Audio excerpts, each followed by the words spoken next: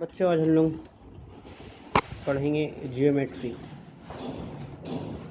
Geometry तो geometry पहले जान लेते हैं। तो जियो का मतलब होता है हम लोगों का ज़मीन, और मेट्री का मतलब होता है नापना। यानी कि जियोमेट्री का मतलब होगा ज़मीन का नापना, या ज़मीन को किस तरह से नापा जाता है। इस पढ़ाई का नाम रखा गया है जियोमेट्री। इसे हम लोग मैथ 2 भी कहते हैं। ठीक है, तो जियोमेट्री का माने क्या होगा? ज़मीन के नापना, यानी कि ज़मीन की पैमाइश के बारे में पढ़ना।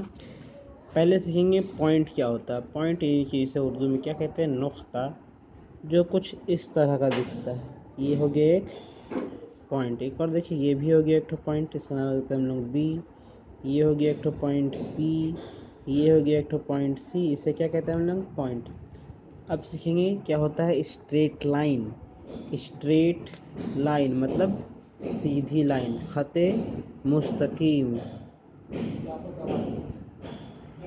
ए और बी एक स्ट्रेट लाइन है, और इस स्ट्रेट लाइन में देखिए कितने सारे पॉइंट्स हैं यहाँ पे। 1 2 3 4 5 6 7। इसमें क्या है? अनगिनत पॉइंट्स हैं।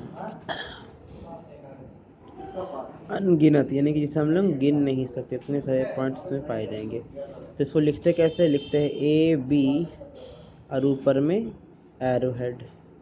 ये एरो हेड लिखने का मतलब होता है कि ये लाइन जो है इस तरफ से भी बढ़ सकता है और इस तरफ से बढ़ सकता है, माने दोनों तरफ से ये लाइन जो है वो बढ़ेगा। इसलिए इसका नाम रखा गया है स्ट्रेट लाइन, यानी कि दोनों तरफ से। एक और देखिए इसी जैसा एक एग्जांपल, तो इसका क्या लिखेंगे? सी डी के ऊपर में एरो हेड। सी डी के ऊपर में एरो हेड। एग्जाम्पल के तौर पर हम लोग देखेंगे रेल की पटरी हो गई, सड़क हो गया, या कॉपी हो गई। कॉपी का ये लाइन देखिए, ये भी क्या है? एक स्ट्रेट लाइन है। दिख रहा है क्या ये वाला? ये किनारे वाला, ये सब क्या हम लोगों का? Straight line. अब सीखेंगे कर्व। CURVE।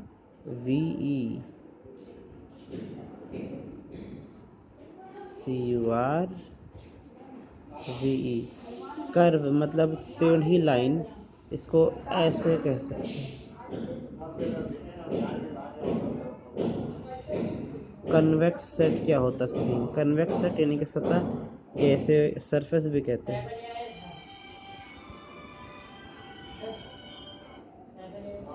सरफेस यानी कि एक सतह के अंदर जब बहुत सारे पॉइंट्स पाए जाएंगे तो उसे हम लोग क्या कहते हैं? कन्वेक्स सेट कहते हैं। फिर से बोल रहे हैं, एक सतह जिसके अंदर बहुत सारे क्या होंगे? पॉइंट्स होंगे, तो उसे सतह कहेंगे। जैसे कि टीवी देखे होंगे, बोर्ड वगैरह या टीवी वगैरह कैसा एग्जांपल है? कन्वेक्स सेट का एग्जांपल है। उसके बाद सीखेंगे हम लोग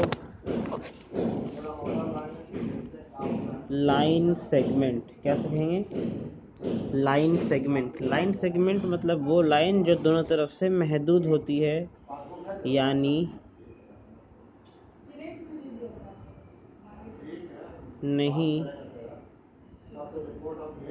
बढ़ता है। जैसे ए और बी एक लाइन है, जैसे कि मान लो अगर ए बी की लंबाई 10 सेंटीमीटर, तो 10 सेंटीमीटर ये बढ़ेगा या घटेगा नहीं।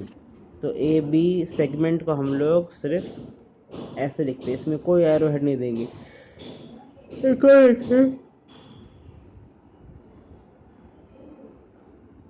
सी और डी, तो क्या लिखेंगे? सी डी के ऊपर लाइन। अभी सीखे हम लोग इसके बारे में। आप सीखेंगे रे के बारे में। रे, इसे उर्दू में किरण कहते हैं। इसमें क्या होता है? जब लाइन एक तरफ से बढ़ती है, जैसे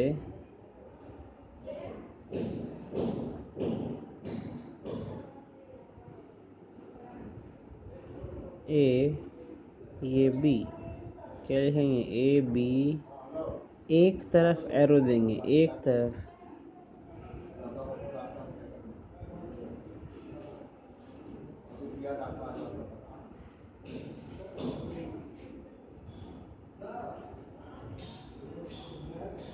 कह देंगे सी डी के ऊपर में एक लाइन,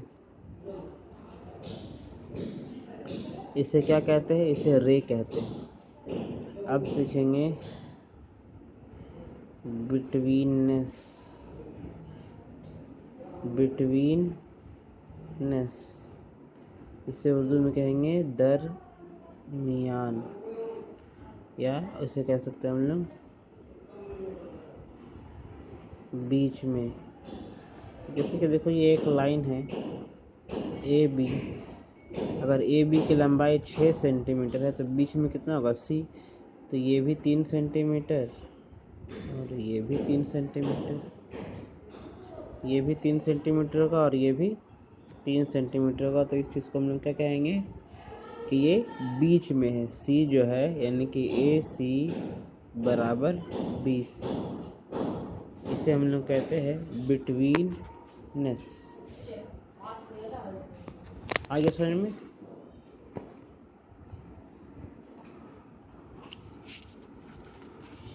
अब आगे देखिए,